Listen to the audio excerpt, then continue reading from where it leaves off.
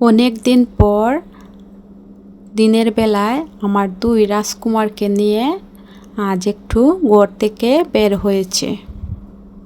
আজকের এই ছোট্ট দিনটা আমার কাছে শুধু শপিংয়ের দিন নয়, অনেক সুন্দর একটা মুহূর্ত। শেষ পর্যন্ত দেখবেন।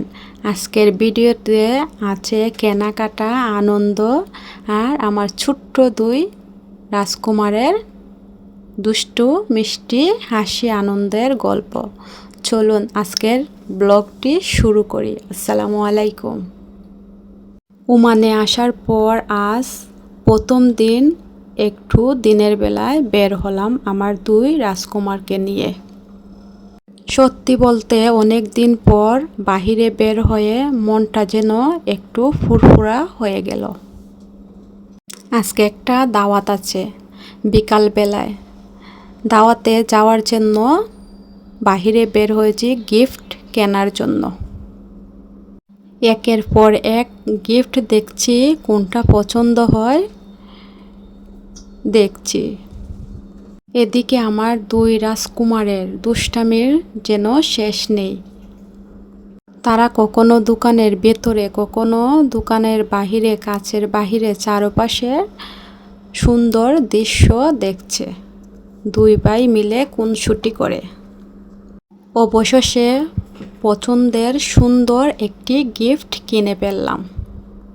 এরপর দিচ্ছে ক্যাশ কাউন্টারে বিল পরিশোধ করে গিফট র্যাপিং করলাম। সত্যি বলতে গিফটটা এত সুন্দর করে সাজিয়ে দিল যে দেখতে অনেক ভালো লাগলো। এরপর ভাবলাম এতদিন পর নিজের জন্য একটু কেনাকাটা করা যাক। এখন গিফট কেনা শেষে আমরা অন্য আরেকটি মার্কেটে চলে যাব। আমার দুই রাজকুমারকে নিয়ে একসঙ্গে হাঁটতে হাঁটতে আমরা চলে যাচ্ছি।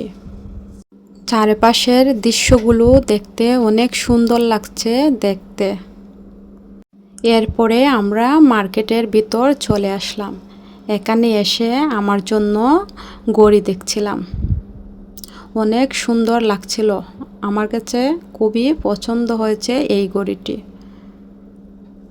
তাই আমার জন্য এই ঘড়িটি নিয়ে নিলাম। কমেন্টে বলবেন কেমন হলো ঘড়িটা। এখানে আমার ছোট্ট ছেলেকে একটু গাড়ি চালিয়ে নিচ্ছিলাম। এখন আমরা বাসায় চলে এসেছি। আমার দুই ছেলে গিফট নিয়ে টানাটানি করছে। দুজনেই গিফট দেখবে তাই নিয়ে। বাসায় আসার পরে এই যে আমার ঘড়ি।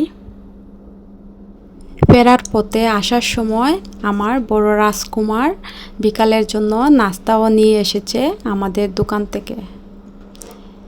এখানে সিঙ্গারা, পুরি, সেমাই, নিমকি, গুলগুলা সব কিছুই আছে। এখন আমার দুই রাজকুমারকে নিয়ে বিকালের নাস্তা করে নেব। সবাই বলবেন আমার ভিডিওটি কেমন হয়েছে। ভালো লাগলে লাইক, কমেন্ট, শেয়ার করবেন। আমার ছেলেদের জন্য দোয়া করবেন। মাশাআল্লাহ বলতে ভুলবেন না। এখন আমরা সবাই রেডি হব, তারপর দাওয়াতে যাওয়ার জন্য বের হব। আসসালামু আলাইকুম। আল্লাহ হাফেজ।